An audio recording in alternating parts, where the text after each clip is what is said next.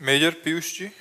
राधे राधे राधे महाराज जी। महाराज जी, मैं निष्काम होकर अपने कर्म करना चाहता हूँ, बहुत कोशिश भी करता हूँ कि फल की आशा ना करूं। जब तक देह है, देह भाव है, तब तक निष्काम होना केवल बातों की बात नहीं है, निष्काम नहीं हो सकते। जब तक देह भाव है, जब तक ये समर्पित नहीं होगा भगवान में, तो ये कामना का पुंज है, कामना होती रहेगी। कभी रोग आएगा, कभी शोक आएगा, कभी सुख आएगा, कभी दुख आएगा, हमारे अंदर कामना होती रहेगी। उस कामना को रोकना है तो निरंतर भजन और भगवान में समर्पण, तन मन प्राण समर्पित कर दिए। जैसे ये मकान अगर हम किसी के नाम कर दें तो हम आज से निश्चिंत हो जाएंगे ना, भैया वो तो हमने, या दान में दे दे या बेच दे तो हम आज से निश्चिंत हो जाएंगे। जब तक ये हमारा है तब तक इसकी देख रेख, बिजली का बिल, सब कुछ हमको देना पड़ेगा। ऐसे ही जब तक शरीर में मैं भाव है तो कामनाएं बनी ही रहेंगी, कामनाएं नष्ट नहीं हो सकती। जब शरीर को हम भगवान को समर्पित कर दें या ज्ञान के द्वारा इसका संबंध त्याग दे तो निष्काम हो सकता है, नहीं तो इसमें कामनाएं बनी ही रहती हैं। शरीर को लेकर कोई निष्काम नहीं हो सकता और स्वरूप को लेकर कोई सकामी नहीं हो सकता। अब स्वरूप का ज्ञान है नहीं और शरीर में भाव है तो समर्पण की तरफ चलो। हर कर्म भगवान को समर्पित करो, नाम जप करो और कोई भी पाप कर्म ना होने वाले, जितने पाप कर्म तो कोई होने वाला नहीं शरीर से, ऐसा निश्चय करो आज से हमसे कोई पाप कर्म होने वाला नहीं। आगे चल के देखना निष्कामता आने लगेगी। पाप कर्म बिल्कुल नहीं होना चाहिए। पाप कर्म वही जो जानते हो सब पाप कर्म, ऐसा नहीं कोई कह सकता कि मैं पाप कर्म नहीं जानता, क्योंकि जो ही आप पाप कर्म करने चलोगे तो अंदर से आएगा गलत है, ना करो। वो परमात्मा सबको संबोधन करता है। अगर वो बात मान लो और पाप कर्म का त्याग कर दो और हर कर्म भगवान को समर्पित करो और नाम जप करो तो अभी निष्कामता आगे आने लगेगी। आप देखोगे आपकी इच्छाएं शांत होने लगेंगी। जब कोई इच्छा नहीं रह जाती तभी तो निष्कामता होती है। जब तक इच्छाएं हैं तो वही तो कामना है। ना इच्छा हृदय में स्फुरित हो तो अभी ब्रह्मानंद का स्रोत फूट पड़े अंदर से। अंदर एक स्रोत है, परमानंद, ब्रह्मानंद, भगवदानंद, जिनको प्राप्त होकर के महात्मा जन परमानंद में मगन रहते हैं। अभी तो विषयानंद में, भोगानंद में जो स्रोत नहीं है, छोटे छोटे कुंड हैं। ये तो आनंद समुद्र, जो आनंद सिंधु सुख राशि, इनसे संबंध जब होगा तब स्रोत आनंद का। वो खड़ा है, बैठा है, चल रहा है, उठ रहा है, खा रहा है, पी रहा है, हर चेष्टाएं हो रही, पर वो आनंद स्वरूप भगवान में, इसलिए कोई इच्छा नहीं रहती। जब अंदर आनंद है तो इच्छा नहीं। जिसमें एक समाधान चाहिए था। जैसे अभी हम विरक्त मार्ग में चल रहे हैं, हम इस सूत्र से चलें तो महाराज जी, जैसे गृहस्थ में हैं तो बच्चे हैं, बीवी हैं, मतलब आगे की प्लानिंग है, घर बनाना है, मकान बनाना है, तो इसमें जो इच्छाएं उठेंगी उसको कौन। हमें ये बताओ, मध्य प्रदेश के किसी एक गांव में क्या हो रहा है, आपको क्या मतलब है? नहीं, क्योंकि इससे आपका परिचय नहीं है। आपके घर में क्या हो रहा है ये आपका परिचय का विषय है। तो सब पूरे विश्व को जो चला रहा है, विश्व को जो पूर्ण कर रहा है, वही तुम्हारे घर के सदस्यों को भी पैदा किया, बनाया, तुमको भी बनाया और तुम्हारे को सामग्री दिए, उस पर विश्वास करके कि वो ठीक वही करेगा जिससे परम मंगल होगा। हमको कामना करने की क्या जरूरत है? जितनी व्यवस्था दी उतनी व्यवस्था में हम मुनीम की तरह काम करें। नाथ सकल संपदा तुम्हारी, मैं सेवक समेत सुतनारी, और हमें कोई चाह नहीं, आप जितना दोगे उसके अनुसार करते चले जाएंगे। वो महात्मा है, गृहस्थ में रहते हैं, पर अब इतना कहाँ समर्पण हो सकता है? तो महाराज जी, जैसे कोई इच्छा ना करें कि जैसे ये बनेंगे, वो बनेंगे, फिर ये ऐसा करेंगे। हाँ, तो उनको जो बनाना है बना देंगे ना।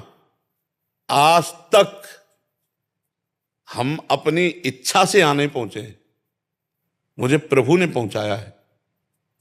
मुझे प्रभु ने, अपनी इच्छा से कोई, हमें प्रभु ने पहुंचाया है।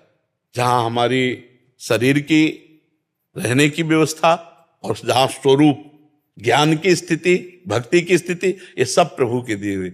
अपने तो बस ऐसे। तो अगर हम तैरना चाहें तो बड़े बड़े जंतुओं से भरे हुए समुद्र में हम मारे जाएंगे, और अगर जल जहाज में बैठ जाते हैं तो आराम से चले जाते हैं, कोई प्रयास तो नहीं करना पड़ता। प्राय अहंकारी जीव कामना और कर्ता भाव लेकर के ही संसार में डूबता है, और ऐसे हो जाए तो ऐसे पार हो जाए। भगवान सबको पार कर रहे हैं, भगवान सब तुम्हारे अंदर शक्ति बुद्धि वही दिए हुए हैं। तो तुम्हें कामना नहीं करनी, बस तुम समझ जाओ कामना नहीं करनी, जो तुम करोगे वही हम देखेंगे, जो तुम करवाओगे वही होगा। पर इस कोटि का समर्पण बहुत जोर की, सत्य इच्छा को प्रभु की इच्छा मान के उसमें कार्यरत हो जाए, मतलब कुछ तो मर्जी अंदर चलेगा, इसलिए उनकी तरफ नहीं, भगवत प्रेरित होता है। जैसे हमारी अभी अभी हम खड़े हुए, चलो वृंदावन की परिक्रमा चलते हैं जी, अभी देखा नहीं यहाँ जैसे कैसे होता है, तत्काल एकदम चलिए, ऐसे कोई प्लान नहीं, कोई संकल्प नहीं जी। इसमें और सुलझने के लिए कह रहा हूँ, 2 बच्चे हैं, अभी अंदर इच्छा हो रही है कि इनका ब्याह करना है और इसके लिए थोड़ा धन चाहिए, तो जो मेरा आ रहा है तो उसको मैं जमा करता रहूंगा।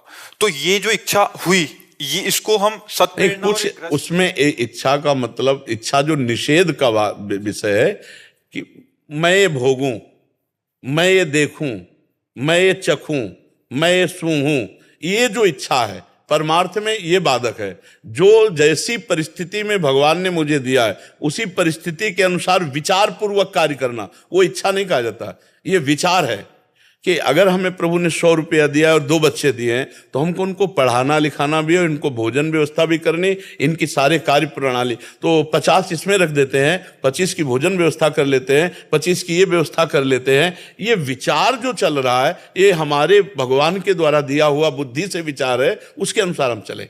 जो इच्छाएं निषेध की गई हैं कि जैसे पराई स्त्री को देखा भोगने की इच्छा हुई, जैसे पराये धन को देखा छीनने की इच्छा हुई, जैसे विशेष विशेष प्रकार के नशा या विशेष विशेष प्रकार के भोग या विशेष किसी पद में जाने की, ये नहीं इच्छा होती, भक्त के हृदय में नहीं होती।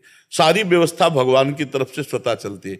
एक दिन पूज्य श्री भाई जी हनुमान प्रसाद पोद्दार जी के पास एक कागज आया, लिखा था कि हम 50 आदमियों के साथ गोरखपुर स्टेशन में इतने समय पहुंच रहे हैं और आप इन 50 आदमियों की भोजन व्यवस्था कीजिए। भाई जी गीता वाटिका में थे और उन्होंने देखा कि सुबह लेटर मिला, 2-3 घंटे का समय था गाड़ी आने का, तो उनका हम क्या कर सकते हैं 3 घंटे, 50 आदमियों की व्यवस्था, माता जी के साथ एकांत में राधा बाबा हर समय भजन परायण, तो उनका जिन्होंने लेटर भेजा वही व्यवस्था करें। ठीक 2 घंटे बाद एक खड़खड़ा भर करके खीर पूड़ी कचौड़ी सब्जी आई भाई जी के पास। भाई जी ने कहा कैसे? तो बोले आज हमारे यहाँ उत्सव था, तो हुआ गीता वाटिका में जितने भी साधक जो भी पाना चाहे तो करीब 60-70 आदमियों का भोजन इसमें है। बोले हाँ हाँ तुरंत ले चलो स्टेशन, ले चलो स्टेशन, और खूब उन सबको पवाया और बच गया। ये किसकी व्यवस्था थी? भाई जी को भरोसा था जिसने लेटर दिया है वही भोजन व्यवस्था भी करेगा। नरसिंह मेहता जी के पास भात भरने के लिए उनके बेटी के, तो बोले जिसने ये सब लिखा है वही व्यवस्था करेगा। द्वारिकाधीश ने जो चीज लिखी थी उससे 10 गुना चीजें भात में दी। हमारा विश्वास होना चाहिए, हमारा विश्वास होना चाहिए। देखो हम आपको पक्की बात कहते हैं, अगर आपका विश्वास है कि ये परिवार भगवान का है, भगवान ने दिया है, तो समय पर ऐसे खेल होंगे कि आपको लगेगा प्रभु ये तो सिर्फ आप कर रहे हो, सिर्फ आप कर रहे हो, मैं कहीं नहीं हूं, ये सिर्फ आप कर रहे हो। पक्की बात कह रहा हूं। इसलिए जब तक हमें भगवान पर समर्पण नहीं है तब तक हम अच्छी इच्छाएं करें, बुरी इच्छाओं का त्याग करें, और जब समर्पण हो जाएगा तो अच्छी इच्छाएं भी समर्पित हो जाएगी। फिर विचार आएगा। अब जैसे विचार आया कि यार भगवान देखेंगे, हम क्या करेंगे, अब ये विचार तो भगवान ने तो दिए और निश्चिंत हो गए। मतलब अगर यही चीज शाम के खड़खड़ाता तो बात बिगड़ जाती, लेकिन 2 घंटे में आया है, 2 घंटे में सब ताजी चीजें कि पहले गीता वाटिका ले जाओ, भाई जी पहले पाए गए। सर महाराज जी वृंदावन वास की इच्छा रखनी चाहिए। वृंदावन वास की, हाँ, भगवत प्राप्ति वृंदावन वास नाम जप, ये तो इच्छा परम मंगलमय, इसे इच्छा नहीं कहते, निष्काम ही है। हाँ ये निष्काम। अच्छा कहेंगे महाराज जी प्रयत्न करना पड़ता है, श्री जी कृपा कर। वैसे वृंदावन वास प्रयत्न से नहीं होता, श्री जी की कृपा से होता है।